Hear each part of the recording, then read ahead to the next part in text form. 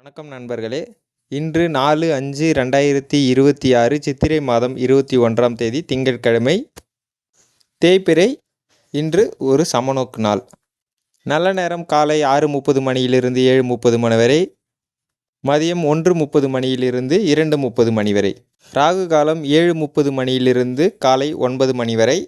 குளிகை மதியம் 1:30 மணியிலிருந்து 3 மணி வரை. யமகண்டம் 10:30 மணியிலிருந்து 12 மணி வரை. திதி இன்று அதிகாலை 2:39 வரை துதியை திதி, பின்பு திருதியை திதி ஆரம்பம். சந்திராஷ்டமம் இன்று காலை 9:29 வரை அஸ்வினி, பின்பு பரணி நட்சத்திரம். இன்று அக்னி நட்சத்திரம் ஆரம்பம். புதிய முயற்சி மற்றும் நல்ல வேலைகளை தவிர்ப்பது நல்லது. அக்னி நட்சத்திரம் ஆரம்பிப்பதால் சூரியனின் வெப்பம் அதிகமாக இருக்கும்.